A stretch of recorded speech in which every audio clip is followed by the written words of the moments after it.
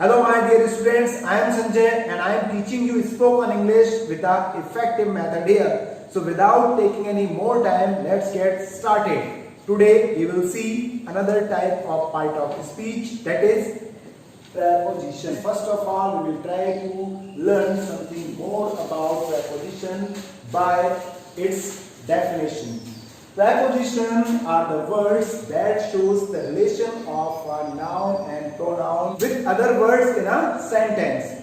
Students, preposition वो शब्द होते हैं किसी वाक्य में जो नाउन और प्रोनाउन का संबंध दूसरे शब्दों से बताते हैं। किस तरह से, आइए देखते हैं। बहुत सारे प्रपोजिशन है, हम बारी बारी से पढ़ेंगे, समझेंगे। सबसे पहले आप कॉपी पेन उठाइए और उसके बाद जो मैं आपको बताता हूं उस तरह से आप सेंटेंसेस लिखते जाइए। अगर आप फर्स्ट टाइम प्रपोजिशन पढ़ रहे हैं, अगर आपको आज समझना है मेरे साथ, तो जो मैं कह रहा हूं उसको फॉलो करें। यहाँ पर एक सेंटेंस आपको बताता हूं किसी एक नाउन के साथ, किसी एक वर्ब के साथ। आपको वैसा ही सेंटेंस दूसरी नाउन के साथ, दूसरी वर्ब्स के साथ बनाना है, तभी आप सीख पाएंगे। जैसे कि यहाँ पर एक प्रेपोजिशन है टू। टू का मतलब होता है से और इसका मतलब को भी होता है। किस फॉर्म में ये से को रिप्रेजेंट करता है और किस तरह ये को रिप्रेजेंट करता है। जैसे मैं कहूं I am going to school, मतलब कि मैं स्कूल को जा रहा हूं। मेरा उद्देश्य है यहां पर गोइंग टू, स्कूल को जा रहा हूं, मुझे स्कूल ही जाना है, ठीक है ना। I am going to school, I am going to Bhopal. Okay, तो यहां पर ये किसको रिप्रेजेंट कर रहा है? को। अब से को किस तरह से रिप्रेजेंट करेगा हम दूसरे सेंटेंस के माध्यम से समझेंगे। दूसरा सेंटेंस है हमारे पास, I talk to Harish. I will talk to Harish, भैया मैं हरीश से बात करूंगा। समझ में आया आपको किस तरह से ये टू से को रिप्रेजेंट करता है और किस तरह से ये को रिप्रेजेंट करता है। टूवर्ड्स का मतलब होता है कि और। अब जरा समझिए आप, I am going towards railway station. I am going towards railway station. अब मैं यहाँ पर क्या कह रहा हूँ? मैं कह रहा हूँ कि मैं रेलवे स्टेशन की ओर जा रहा हूँ। मतलब कि पहले सेंटेंस में मैंने टू लगाया था, तो मेरा उद्देश्य, मेरा पर्पस स्कूल को जाना था। स्कूल के अलावा मैं कहीं नहीं जा रहा था। टूवर्ड्स जब मैंने लगाया तो उसका मतलब है कि मैं जा तो कहीं और रहा हूं, लेकिन वहां पर रेलवे स्टेशन है, तो मैं यहां पर क्या कह रहा हूं? मैं रेलवे स्टेशन की ओर जा रहा हूं। आपको टिकट विकेट लेना हो तो बता दो। ऐसे मैं तो राज के घर जा रहा हूं, लेकिन राज का घर अगर उसके बगल में है रेलवे स्टेशन के, इसलिए मैं क्या कहूंगा? आई am going towards railway station. Okay, let's see the other types of preposition, that is from. From का मतलब भी होता है से और इसका मतलब कारण भी होता है। अब किस तरह से ये से को रिप्रेजेंट करता है और किस तरह ये कारण, इसका मतलब होता है, दो सेंटेंसेस के माध्यम से हम समझेंगे। Where are you coming from? आप कहां से आ रहे हैं? समझ में आया आपको? अब यहां पर देखिए, ओ डबल एफ, ऑफ का मतलब भी होता है से। I picked the mobile of the bed, मतलब कि मैंने मोबाइल को बेड से हटा दिया। Move the cup of the table, table से कप को हटा दो, अलग कर दो। ऑफ का मतलब होता है से, जब हम किसी वस्तु को किसी दूसरी वस्तु से हटाते हैं। अब यहाँ पर है फॉर, FOR, फॉर मतलब होता है के लिए, ठीक है।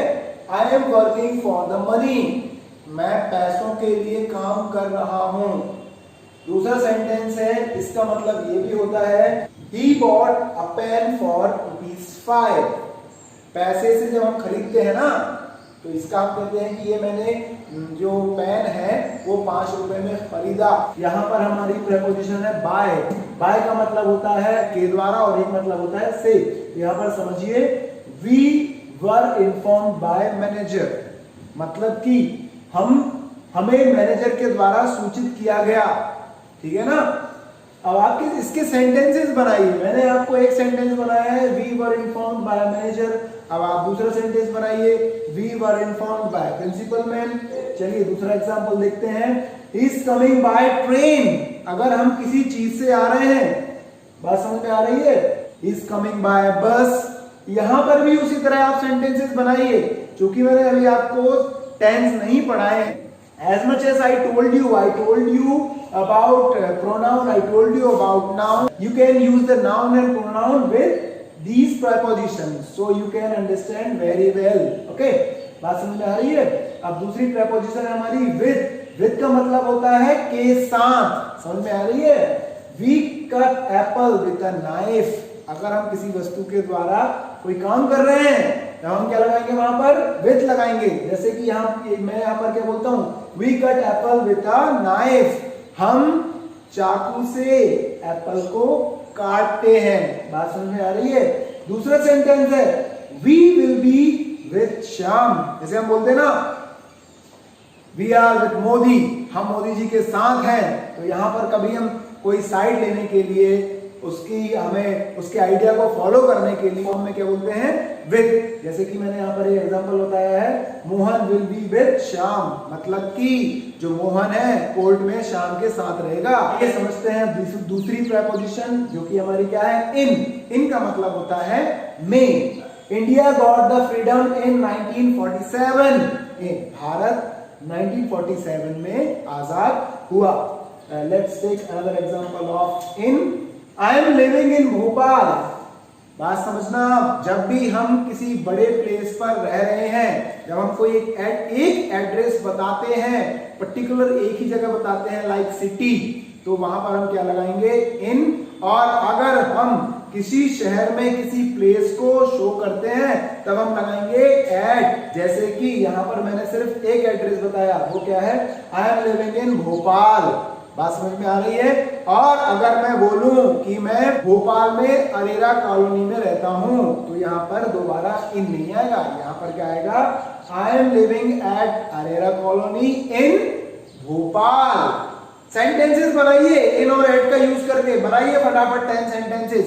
कैसे आपको समझ में नहीं आती प्रेपोजिशन? 3 प्रेपोजिशन है हमारे पास। एट, एट का मतलब होता है पर। जैसे कि आई ईट फूड एट 8 o'clock, मतलब कि हम फिक्स टाइम बता रहे हैं। मैंने आपको आई का एग्जांपल बताया, अब आपको ही, शी, इट, यू, वी, इनके साथ इसका यूज करना है, ताकि आप अच्छी तरह से समझ सके। और ना सिर्फ आपको लिखना है, बल्कि बोलकर भी देखिए।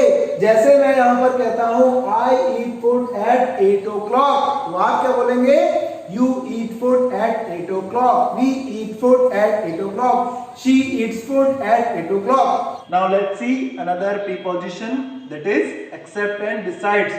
दोनों का मतलब के अलावा होता है, लेकिन सेंस अलग अलग होता है। जैसे कि समझिए, एक्सेप्ट का मतलब होता है को छोड़कर, और बिसाइड्स का मतलब होता है के साथ साथ। आइए किस तरह से हम इनका यूज करते हैं, ध्यान से देखिए। Except Honda, I have bikes of all the companies. Honda को छोड़कर मेरे पास सभी कंपनीज की बाइक है।